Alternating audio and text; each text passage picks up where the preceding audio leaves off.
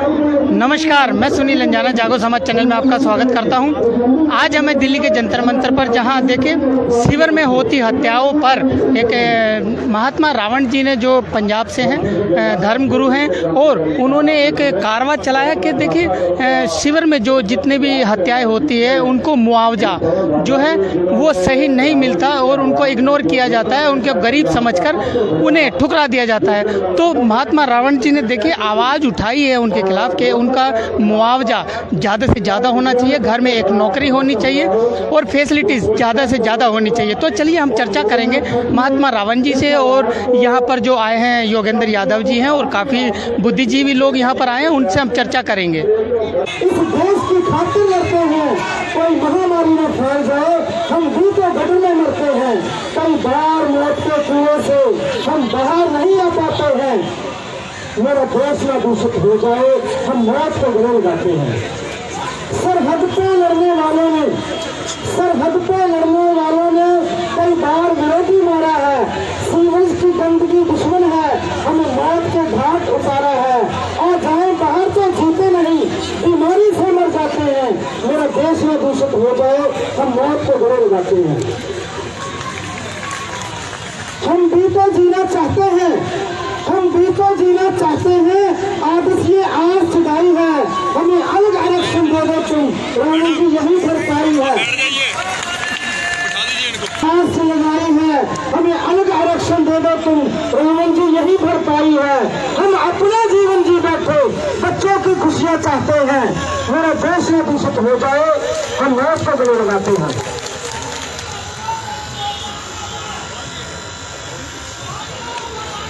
जब सुबह हुई तो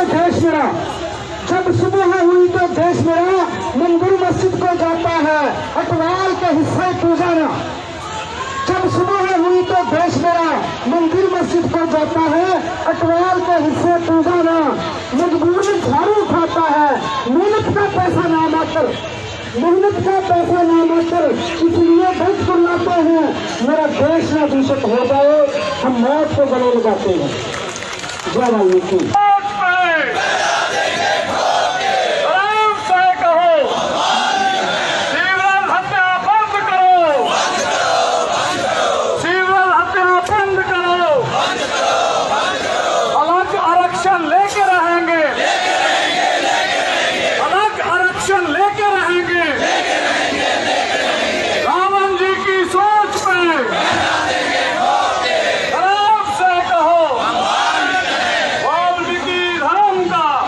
हमारे साथ में देखिए जुड़ चुके हैं योगेंद्र यादव जी, स्वराज इंडिया पार्टी के संस्थापक हैं, और उनसे हम जानना चाहेंगे आज के विषय में। देखिए शिविर में जो हत्याएं हो रही हैं उन पर क्या कहना चाहेंगे?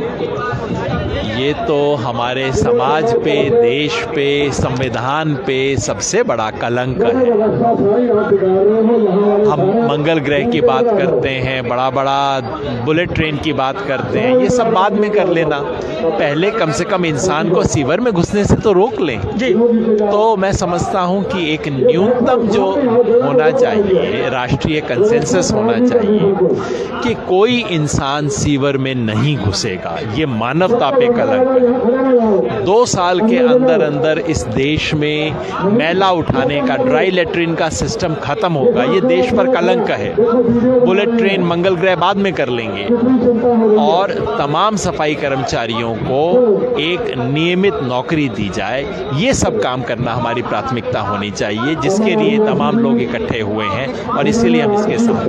सर, जैसे विदेश की होड़ की जाती है कि विदेश जैसे हम बनाएंगे इंडिया को, लेकिन इंडिया में, विदेश में तो मशीनीकरण है, वहाँ पर कोई इंसान शिविर में घुसता नहीं है, तो इस पर क्या कहेंगे आप? वही मैं कह रहा हूँ कि शिविर में इंसान का घुसना बंद हो, जिसका मतलब है कि इसके लिए मशीनें लाई जाएं, और अगर किसी अवस्था में किसी को अंदर घुसना पड़ता है तो उसे ट्रेनिंग के साथ, इंजीनियरिंग इक्विपमेंट के साथ, सुपरविजन के साथ, इंश्योरेंस के साथ ऐसे काम के अंदर इन्वॉल्व किया जाए।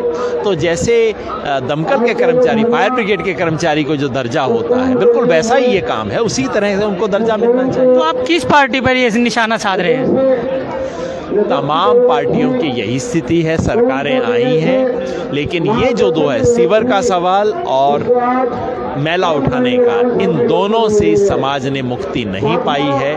मैं समझता हूँ सिर्फ एक पार्टी का नहीं है। ड्रामा कल प्रधानमंत्री कर रहे थे, लेकिन ऐसे ड्रामे सब पार्टियां करती रहती हैं। जी, जैसे सफाई कर्मचारी के पैर धोकर उनको साफ करना।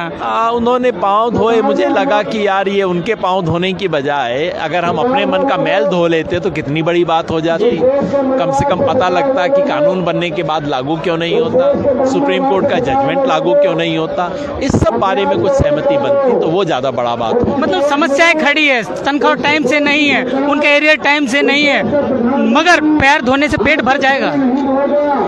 दिक्कत यही है कि हमारी राजनीति इतनी तिकड़मी हो गई है कि लगता है कि कुछ करने की ज़रूरत नहीं है, बस डायलॉग सुना दो किसान को, सफाई कर्मचारी के पाँव धो दो, किसी को सलाम कर दो, बस इतने से काम चल जाएगा। लेकिन अब ये समाज उल्लू बनने वाला नहीं।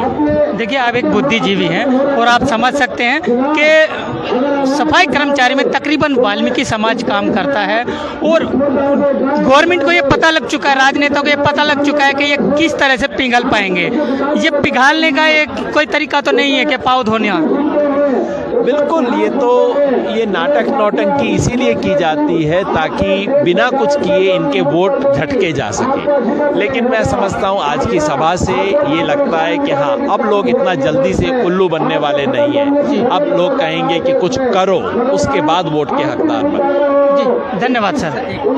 तो ये थे, देखिए जी, हमारे साथ हैं योगेंद्र यादव जी, जो बहुत ही बुद्धिजीवी हैं और बड़े चैनल में चीफ एडिटर रह चुके हैं और इन्होंने शोषित समाज की आवाज़ उठाने के लिए, जैसे किसानों की आवाज़ उठाना, मजदूरों की आवाज़ उठाना, उसको इन्होंने एक अपने अंदर समा लिया है और उनकी आवाज़ ये दर पदर उठाते हैं। जी, चलिए आगे हम बात करेंगे महात्मा रावण जी से, उनके विचार क्या है। हमने आपको इसलिए बुलाया है कि आपने अपने कान खोलो, अपने विवेक को जगाओ और अपने जागृत हो जाओ। और ये बेईमान सरकारें हैं, हमें मांगने से कोई हक नहीं देगी, आप जान जाओ।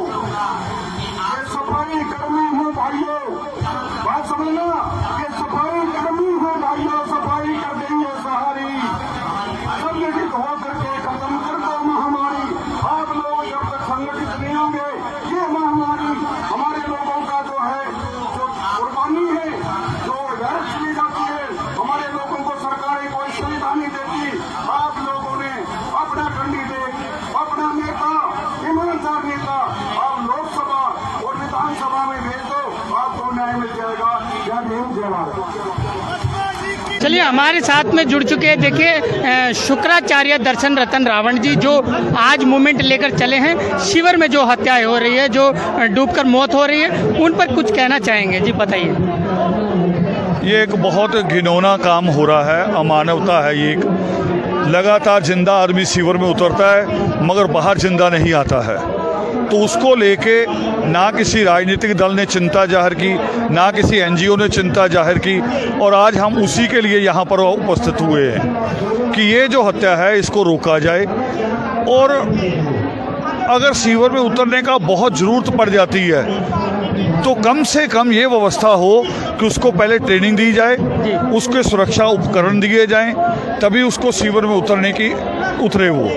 मतलब एक भर्ती जैसे होनी चाहिए कि ट्रेनिंग करके भर्ती होनी चाहिए, तब वो उतरे तो अच्छा लगेगा। वही हम कह रहे हैं, अच्छा नहीं लगेगा तब भी। आदमी का उतरना ही ठीक नहीं है शिविर में जी। वो अगर बहुत ज़रूरत पड़ती है कहीं, मगर पूरे उपकरणों के साथ। दूसरा, जो प्रधानमंत्री नौटंकी कर रहे हैं पैर धो धो के, प्रधानमंत्री जी को 4 साल स्वच्छ भारत अभियान चलाया और ये सफाई कर्मचारी को, सीवर मैन को ठेके पे कर दिया, इनको 4-5 हज़ार रुपये में कर दिया। तो प्रधानमंत्री को पैर नहीं धोने चाहिए, अपने मन का मैल धोना चाहिए जी। उसकी ज़रूरत है। प्रधानमंत्री जवाब दें, क्या सीवर में उनके पैर धोने से सीवर में हत्या बंद हो जाएगी? और जो लोग अभी तक मरे हैं उनके परिवारों को मुआवजा मिल जाएगा, उनके बच्चों को राहत मिल जाएगी, उसके पत्नी के चेहरे पे शिकन हट जाएगी? प्रधानमंत्री ये जवाब दे। बेशर्मी वाली काम कर रहे हैं, जिस चीज़ की ज़रूरत है वो नहीं कर रहे। सरकार कह रही है कि 5 आदमी एक हफ्ते में मरते हैं, इसका मतलब 2 महीने में पुलवामा जितने। तो पुलवामा पे जैसे सर्वदलीय मीटिंग हुई, इस पे भी सर्वदलीय मीटिंग बुलाएं, फिर हम समझेंगे प्रधानमंत्री सीरियस है। जी जी, देखिए ये थे धर्मगुरु शुक्राचार्य दर्शन रत्न रावण जी।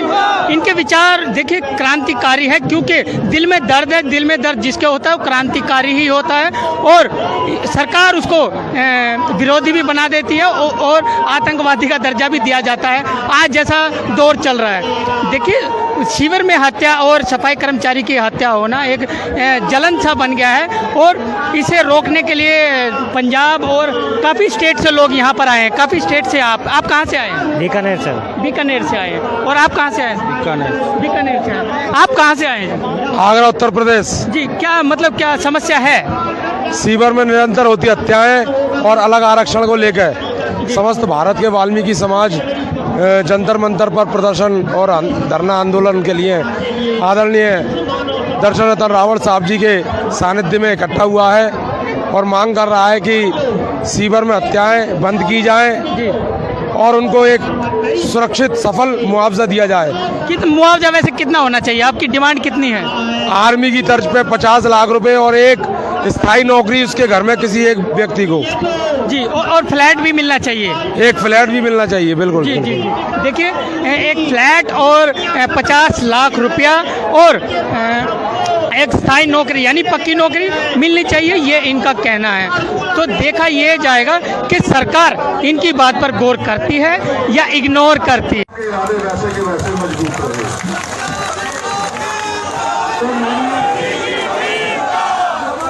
अब हमने उन्हीं को सुनना है जिन्होंने हमें ये प्रोग्राम दिया, प्रोग्राम को दिशा दी और प्रोग्राम को एक ताकत दी है। डॉक्टर जोगेंद्र यादव जी आपके सामने अपनी बात करते हैं।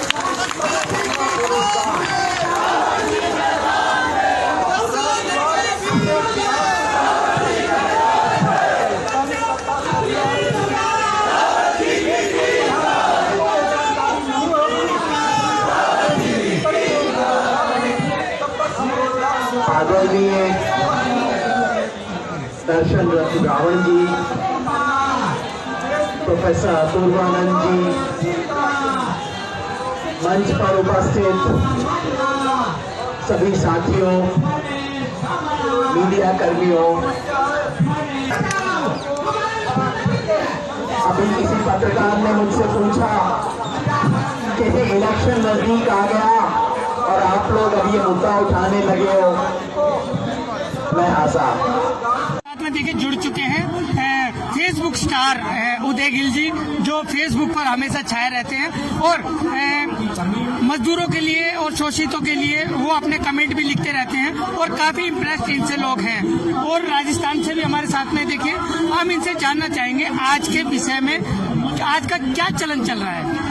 आज जंतर मंतर पे पूरे भारतवर्ष के वाल्मीकि समाज का एक प्रदर्शन है। जो सीवरेज के अंदर हमारे सीवरमैन, हमारे साथियों की बिना उपकरण के, बिना कोई सुरक्षा के उनको उतारा जाता है सीवर की सफाई के लिए और उनकी मौत हो जाती है। वो मौत नहीं, साजिशपूर्ण एक हत्या होती है। उसके विरोध में उसको बंद करने के लिए, और यदि किसी साथी के साथ ऐसी कोई घटना घटित होती है तो उसको 50 लाख रुपए मुआवजा मिले, उनको नौकरी मिले और वाल्मीकि समाज को देश के अंदर अलग से प्रतिनिधित्व की व्यवस्था की जाए। इन सब मांग के लिए आज हम यहाँ पे इकट्ठा हुए हैं। गिल साहब, एक बात बताइए, जब उपकरण ड्रेस का जब हो चुकी है, बन चुकी है ड्रेस, लंदन से भी आई थी, अमेरिका, इंग्लैंड से, ऑस्ट्रेलिया से जो मास्टरपीस उन्होंने भेजा था, तो क्या उसमें सरकार इम्प्लीमेंट क्यों नहीं कर पा रही? इसमें इनकी नीयत खराब है। जो भी सरकारें हैं, चाहे भाजपा की हो, कांग्रेस की हो, आम आदमी पार्टी की हो, ये इस तबके के साथ शुरू से शोषण करते आए हैं।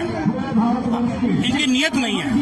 मतलब एक इंसान ने जब इतनी महंगी ड्रेस को बनाकर इंडिया में भेजा कि आप सीवरमैन को ये ड्रेस दीजिए, तो उसमें मेरे ख्याल इस बात को 1 या 2 साल हो चुके हैं, लेकिन अभी तक कोई ड्रेस इंडिया ने बनाई नहीं है। उन्होंने इस ड्रेस को ले तो लिया है सैंपल के तौर पर, लेकिन अप्रूवल नहीं दी है, पास नहीं किया है। अभी जो टेक्निकल जो पुराना काम है, जिस डर्रे पे काम हो रहा था सफाई का, उसी पे हो रहा है अभी, आज भी। तो इसमें दलित शोषित समाज इसमें काम करता है, ये इम्प्लीमेंट इसलिए नहीं हो रहा या कोई और वजह हो सकती है? नहीं, ये तो चाहते हैं ना, ये तो हमसे काम तो चाहते हैं कि ये वर्ग सफाई में ही लगा रहे, उनकी सुरक्षा की तरफ ध्यान नहीं देते हैं ये।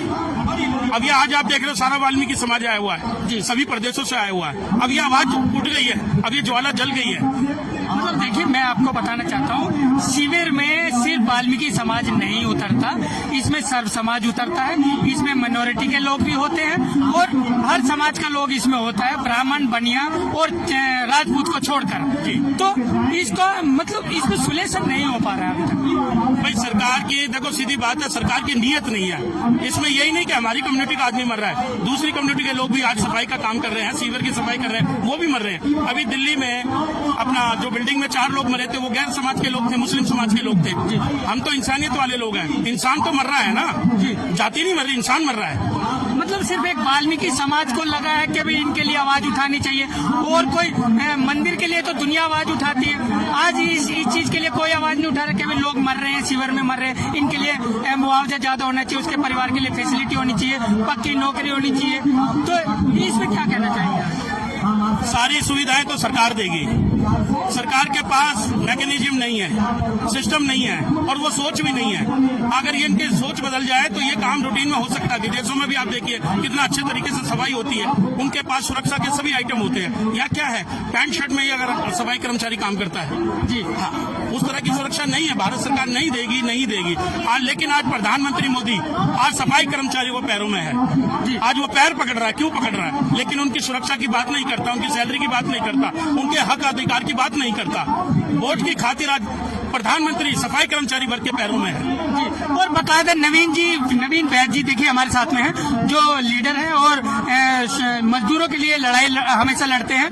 तो पीएम साहब ने तमाम जितने भी देश के ठेकेदार हैं, जो सफाई ठेकेदार हैं, उनको बुलाया और ये कहा है ठेकेदारी प्रथा को आगे और बढ़ाइए, मतलब घटाने की जगह बढ़ाने की बात किया। उस पर आप क्या कहेंगे? मैं उस पर स्पष्टीकरण देना चाहता हूं कि जो पीएम प्रधानमंत्री इस टाइम जो वोटों की राजनीति है, क्योंकि अप्रैल मई के आसपास जो इलेक्शन होने जा रहा है, उसको देखते हुए जो अपनी वोट राजनीति कर रहे हैं कि ये वाल्मीकि समाज जो है, ये वाल्मीकि समाज और अदर कास्ट जो है, सफाई कर्मचारी जो काम करते हैं बड़ी तादाद में, तो प्रधानमंत्री ये दिखाना चाहते हैं कि क्यों ना इनके पैर पकड़ लें। प्रधानमंत्री एक बहुत बड़ी पोस्ट होती है, जब वो पैर पकड़ रहा है आके, जो स्वच्छता अभियान चला रखा है उन्होंने, उसमें सारी फैसिलिटी है, कोई भी फैसिलिटी की कमी नहीं है। स्वच्छता अभियान पर सैलरी टाइम से है, उनके कपड़े जो पहनने के हैं, मतलब बजट तो पूरा साल का एक ही बार बनता है। जी जो जो बजट है वो कंप्लीट दिया गया है, मगर नहीं ना परमानेंट करा कर्मचारी को, किसी भी कर्मचारी किसी वर्ग को अभी तक ना कोई रोजगार की बात करी है उन्होंने, ना ही वाल्मीकि समाज के लिए कोई भी बात को सोचा है उन्होंने।